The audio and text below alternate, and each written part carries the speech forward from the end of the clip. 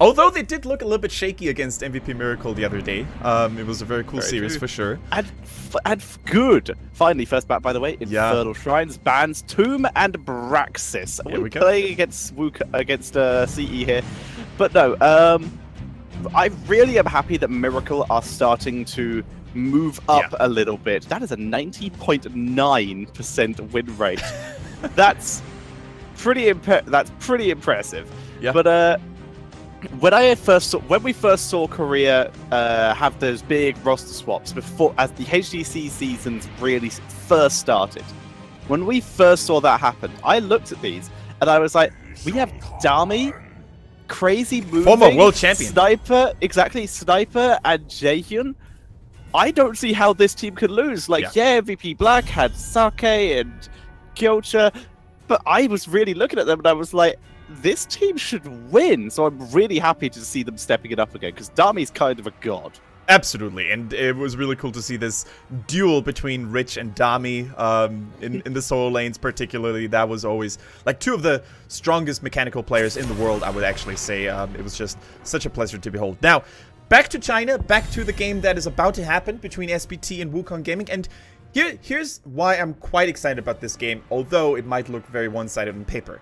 SPT, when they play against a team where they feel really comfortable against, they're not afraid to go a little bit crazy. They're not afraid to please the masses and unleash the likes of a Toad Zebo or even a Fury variant. And I think Wukong Gaming, they know that they're going to have to pull off a miracle here in order to win. So maybe we're going to see a couple of exotic strategies for them as well, because, you know, you might as well surprise them, right? Exactly. Like you said, exotic strategies might be what works for them, although, like we saw last week, even a Cho'Gath comp, not always going to be what works for them. For now, starting off very standard, starting off with a lovely Dahaka here. Also, just before we move on too far from Korea, shout out to Rally Jaffa, filling in for Wolf, who we also love very much, but Rally Jaffa jumping in with, I don't know how much casting experience he actually has, but I think you'll agree with me, he's done a really good job. You know, yesterday I called Rally Jaffa the Bob Ross of Heroes of the Storm Esports. I saw, good tweet. Because I just love listening to his voice. The way he speaks, the way he analyzes is very soothing, but also very insightful at the same time. And it's a nice contrast to G-Clef. Big shout out to you as well, by the way, who I think did a great job hyping it up. So you have this really stark contrast between hype and insightful analysis at the same time. And I just gotta say, huge props to Rally Jaffa. Really, really good job.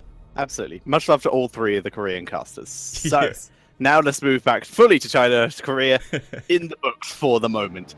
We start off with a double support from Super Perfect team, so they've left themselves open. They still have Valor available, they still have Cassia available. Plenty of options for them with the Rhaegar and the Tassadar. Yeah, absolutely. He's in the chat. There's hardly anything... we said we moved on. Yeah, there we go. There's hardly anything you can do wrong with Tassadar these days. It's really cool to see that he's in such a good spot after being hit and nerfed multiple times. Still, I would say that he's in a fairly okay spot. It doesn't really seem to me that he's ridiculously powerful like he was a couple of months ago. He's actually in a solid spot, usually being used when you have that hyper carry double support style. Rhaegar, of course, complements that as well. The Oriel being locked in here as a result immediately, and the Vala as well. So not only do you get yourself a potential setup for your own hyper carry style, but also you take away the strongest one from the enemy team. But now, SPT still have plenty of options. They can, if they want to, still go for an Illidan. The Cassia is still available as well. Even a Zul'jin could sneak into the draft here. So they have quite a few options in terms of what they wanted to do. Wukong have left themselves open for a Cho'Gath, but they haven't actually banned or stolen away almost any percentage damage. So if they did do that, for starters, it would be an incredible mind game if they were able to deceive Super Perfect Team until they weren't going for it. Wukong Gaming banning out, I would say, potentially the bigger threat. Like, Cassia is super effective and super useful, but it's nice to see the Illidan getting the priority just due to how much of an impact he can have on games outside of teamfights as well as in them. And I would actually like to say that Illidan these days, the way he's played by most teams, He's acting like a pseudo-global hero after level 10 and acquiring the Hunt. So when you have the Dahaka locked in first, you kind of want to take away the opportunity from the enemy team to potentially follow your rotations with the Hunt and or joining the team fights later with the Hunt. So you really don't fall into this trap of losing XP by pulling the trigger too early, using your Brush Stalker too early. Illidan can soak a little bit more, only to arrive in the nick of time. So as you said, I like the Illidan. I think it's the greater threat by far, but they go for the Anub'arak still. Despite the nerfs, he's still a force to be reckoned with, and the Greymane. Super solid. Indeed. The Cocoon range nerf, pretty big deal, but as long as you can still burrow in and get it onto the Ariel or something like that, you can still get maximum effectiveness out of it, so that is fine. It's just, if anything, it's not so much a major nerf, it is more a balancing, because we all agree we were tired of seeing a Anub'arak first pick in every game. He's moved down the card a little bit, but he's still popular, and that's how a nerf should be, I feel.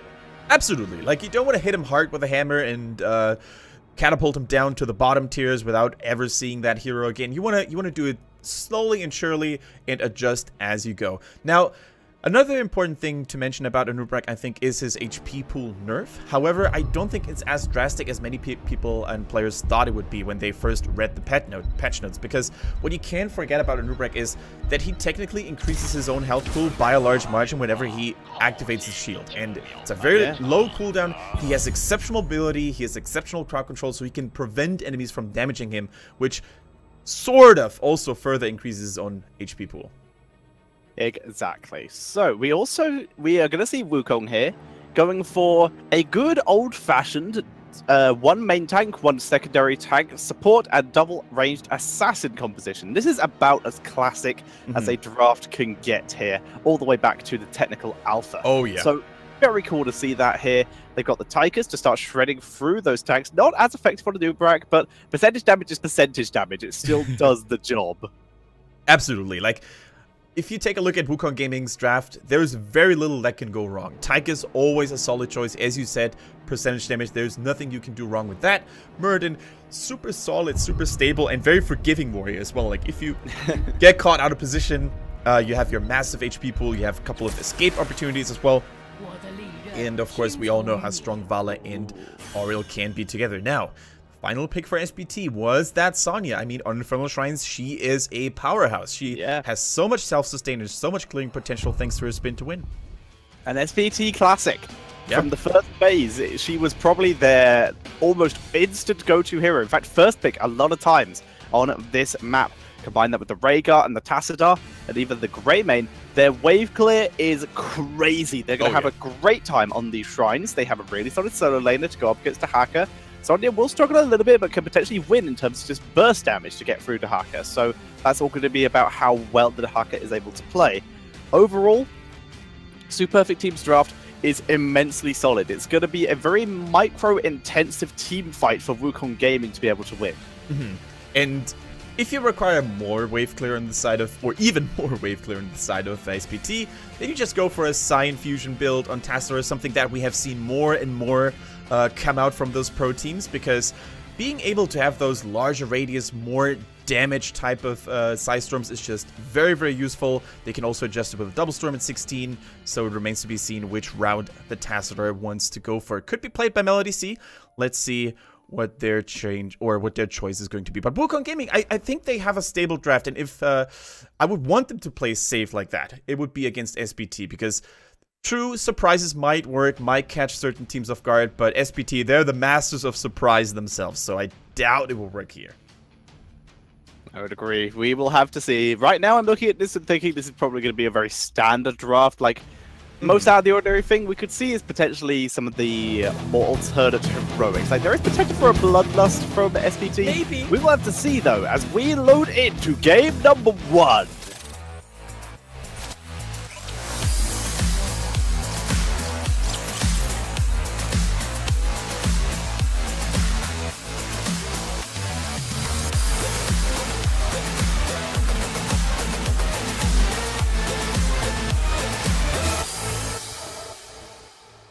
Welcome to map number 1 here on Infernal Shrines between Wukong Gaming, the bottom of the table, and SPT.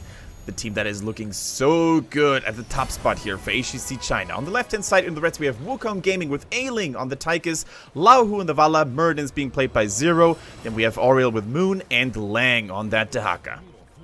Whereas on the right-hand side, it's our top-of-the-table, super perfect team with Jian Zhao on Greymane, Melody C on Tassadar, Misaka on Anubarak, Wings on Sonya, and ZZH is playing the Rhaegar. Very ferocious opening, I like it. With a double Doge on the side of SPT. There we go. We do, in fact, see a Cyan Fusion build in Tassadar, and that's... Can you go over the advantages it offers compared to the more traditional auto-attack build, Thatcher? Lots of wave clear for starters. This is the main part. It can also give a bit more consistent mana regen if you are fighting on a shrine, also if you are being pressured as Tassadar. Just dropping the Psystorm onto the objective or onto a minion wave. A lot safer than standing still and auto-attacking when Muradin or Dehaka are trying to jump on your face. Yeah, and another adjustment that we see in terms of talents is, of course, the Regen Master on Anubarak. Doesn't go for the Nerubian armor because, let's face it, there's hardly any magic damage on the side of Wukong Gaming. And look at the speed and momentum they carry here to really destroy this first fort of the game. That was incredibly fast. Look at the comparison. Wukong Gaming, they decided to try and counter push here. That's gone well for them. Top four still in full piece. Ailing, sorry, Laohu. Completely focused. Yeah, I think burst damage. He could have probably predicted it. I mean, the fort just died in the bottom, so he could have expected SPT to rotate middle next. So maybe he was a little bit too confident in his escaping mechanisms, bulk, most importantly. But yeah, nothing's over just yet, but already you can see how a clear lead is starting to crystallize for SPT. Now, they're not stopping with the bottom fort. They're putting up the pressure in the middle now. Whereas no one really is soaking in the side lanes, but they don't need to because they already have so much XP accumulated. Still, Dehaka, he could join the teamfights a little bit later, and that's exactly what he should be doing. I think if I were Wukong Gaming and I wouldn't get level 4 before the shrine actually activates, I would wait and just give it up altogether. Just keep on soaking and close the gap in XP. Yeah, I'm really enjoying the amount of map movement we are seeing from Super Perfect Team. Yeah, and also not pairing Sonya against Dehaka just because it's the standard lane. They've left Tassadar up there, who's able to sustain reasonably well. He's not going to win the lane, but almost no one is. So just leave Tassadar up there. He's able to clear a lot safer than Sonya is, whereas Sonya can rotate and still give the great burst damage and be nearer to whichever shrine spawns because she's rotating through the middle lane a lot. Yeah. Now, Wukong Gaming, they need to be careful. Stalling and being careful is to be the name of the game because Dehaka's still in the top lane. He tries to maybe tear down some towers, maybe even threaten the fort a little bit more, and most importantly, he just wants to soak. Muradin, though, Zero, in trouble, gets surrounded by SPT and barely makes it out alive. That was a last-second save, but a very well-calculated risk, actually. Yeah, I think he wanted to jump over the terrain and missed that, so very lucky to be able to escape here.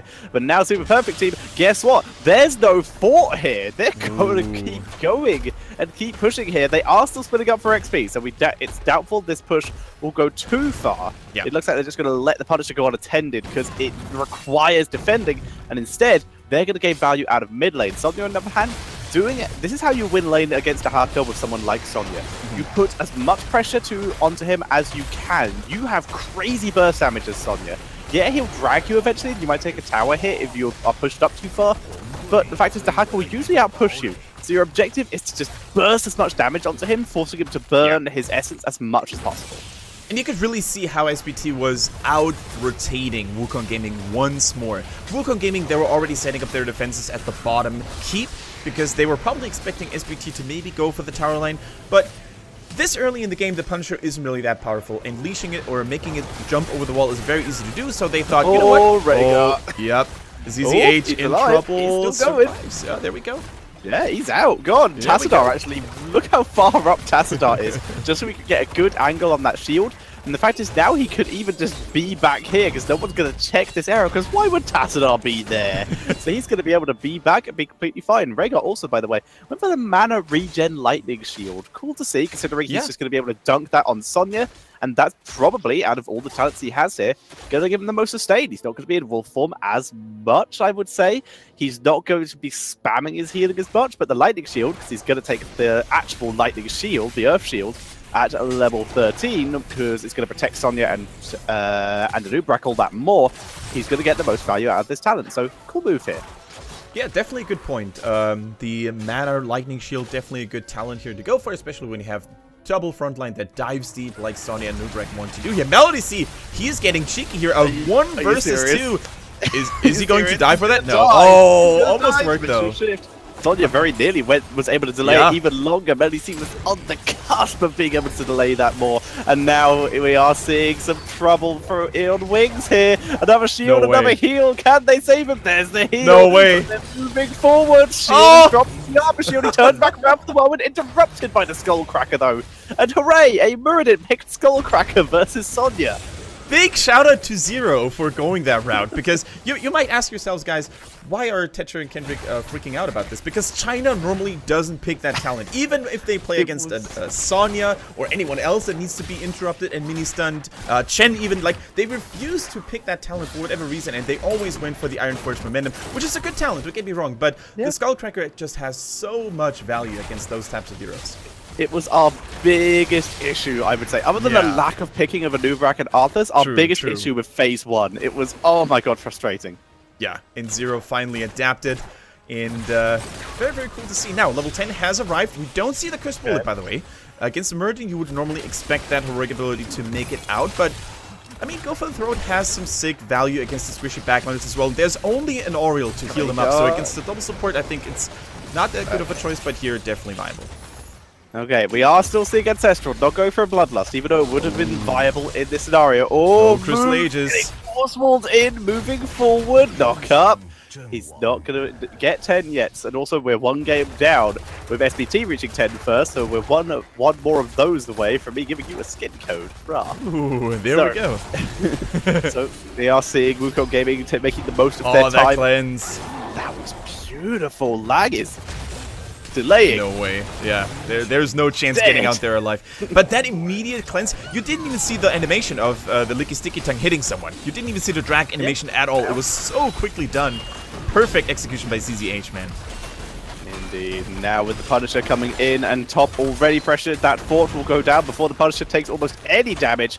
Beautifully done by SPT. They continue to pressure on. Level 10, though, has been hit by Wukong. We see the Drakon Laser Drill. I kind of like it. I mean, he's going to get dived no matter what, so might as well take something that he can just hang around in the area with.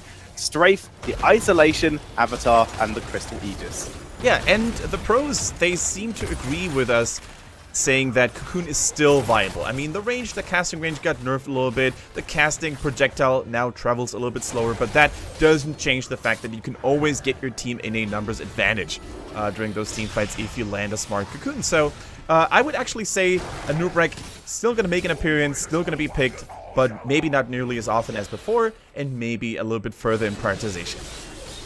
So, question.